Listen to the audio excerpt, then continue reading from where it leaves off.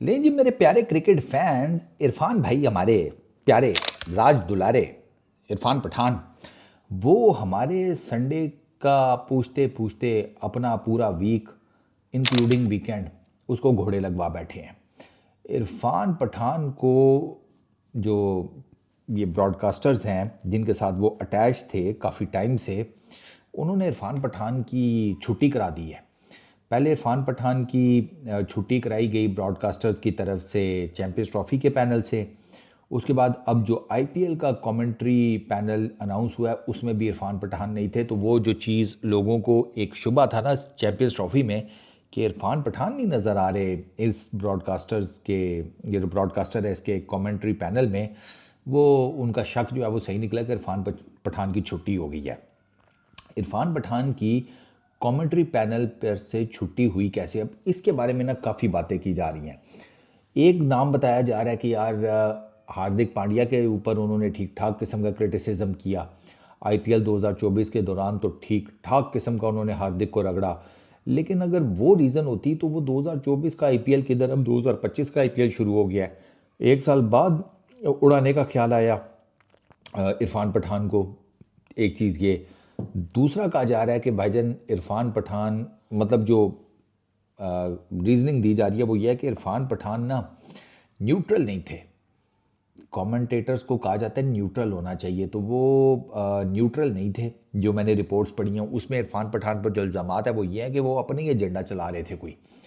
वो इतना बड़ा स्पोर्ट्स का नेटवर्क, जो क्रिकेट को कवर करने का मेरा ख्याल है सबसे बड़ा नेटवर्क यही है जो जिसके साथ इरफान पठान अटैच थे। तो उस नेटवर्क को ना यूज़ करते हुए इरफान पठान अपना एजेंडा चला रहे थे। अपनी लाइकनेस डिसलाइकनेस टूवर्ड्स अ प्लेयर वो शो कर रहे थे। वो जिसे कहते हैं प्लेयर से रिलेटेड बहुत ही एक्सट्रीम लेवल पर जाकर क्रिटिसिज्म कर रहे थे। तो ये सारी चीज़ें जो है ना उन्होंने पूरा प्रॉपर इरफान पठान के अगेंस्ट एक केस पाइल अप हुआ है। ये भी कहा जा रहा है कि उन्होंने विराट कोहली के ऊपर ठीक ठाक किस्म का क्रिटिसिज्म किया बॉर्डर गवास्कर ट्रॉफी में, वो भी नहीं पसंद किया गया। रोहित शर्मा की उन्होंने दबा कर साइड ली। मतलब रोहित शर्मा को तो ऐसे है कि जैसे इरफान पठान ना, आप यूँ समझिए कि यूसुफ पठान को डिफेंड कर रहा हो ना, इस तरीके से उन्होंने रोहित शर्मा का दिफा किया है इन रिसेंट टाइम्स। मतलब वो जिसे कहते हैं ना नंगी तलवार से दिफा किया जाएगा, इरफान पठान ने वो किया। अब इसके बारे में कंफर्म नहीं हो पा रहा कि हार्दिक पांड्या रीज़न बने हैं, विराट कोहली रीज़न बने हैं या कोई और प्लेयर रीज़न बना है। इरफान पठान को किसी ने भी रिसेंटली किसी क्रिकेटर ने व्हाट्सएप पर ब्लॉक भी कर दिया, ये भी खबर आई सामने।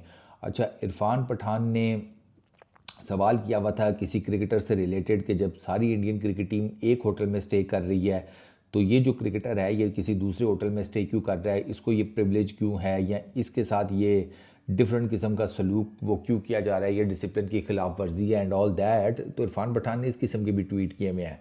वो उस टाइम तो इरफान, जब ये ट्वीट हुआ ना तो जितने भी विराट कोहली के फैंस थे उन्होंने इरफान पठान को रगड़ा था कि सीधा नाम लेकर बात करें कि ये आप विराट कोहली के बारे में बात कर रहे हैं। लेकिन इरफान पठान ने ट्वीट का जवाब दिया था कि नहीं, मैं विराट के बारे में बात नहीं कर रहा। तो इरफान पठान को नौकरी से क्यों फारिग किया गया है, इस बारे में ना अभी तक कोई कंफर्म चीज़ सामने नहीं आ रही। वो मतलब एलिगेशंस तो हैं जो मैंने आपको बता दिए हैं कि वो अपना एजेंडा पैडल कर रहे थे। क्रिटिसिज्म बियॉन्ड, जिसे कहते हैं एक ख़ास जो होती है ना एक वो क्या उसको वर्ड यूज़ करेंगे, एटिकेट्स या मैनरिज्म या जो भी है उसकी एक जो सीमा होती है, इरफान पठान वो सीमा पार नहीं, उन्होंने वो सीमा ही मिटा दी ना। ये भी उनके ऊपर इल्ज़ाम है। तो इरफान पठान के ऊपर इल्ज़ाम ठीक ठाक हैं। अब इरफान पठान ने आपको पता है अपना यूट्यूब चैनल खोल लिया है। मैंने कहा ठीक है भैया, नहीं अगर वहाँ पर हमारा हिसाब किताब बनता तो वेल एंड गुड, हम कहीं और जाकर कोई काम कर लेंगे। तो वो यूट्यूब पर आ गए हैं। संजय मंजरेकर को भी कमेंटेटर्स पैनल से फारिग किया गया था 2018-20 का, कोई मुझे याद पड़ता है, उन्होंने भी कुछ इसी किस्म का काम किया था। हाशा बोगले भी फारिग हो चुके हैं एक मरतबा।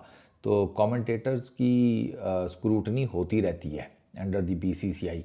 तो अब जब ये फुल फ्लैज खबर पता लगेगी ना कि किस बंदे की वजह से इरफान पठान की छुट्टी हुई है, उनकी शिकायत की गई है, कोई और रीज़न है, ब्रॉडकास्टर्स ने उनको निकाला है, बीसीसीआई की कितनी इन्वॉल्वमेंट है, ये सारा कुछ ये with the passage of time ही चीज़ें खुलेंगी। ये हो सकता है इरफान पठान अपने यूट्यूब चैनल के ऊपर खुद ही ये सारा बता दें कि भैया मुझे अगर निकाला गया तो उसकी क्या रीज़न है, तो ये आने वाले दिनों में ख़बर जो है वो पक्की हो जाएगी।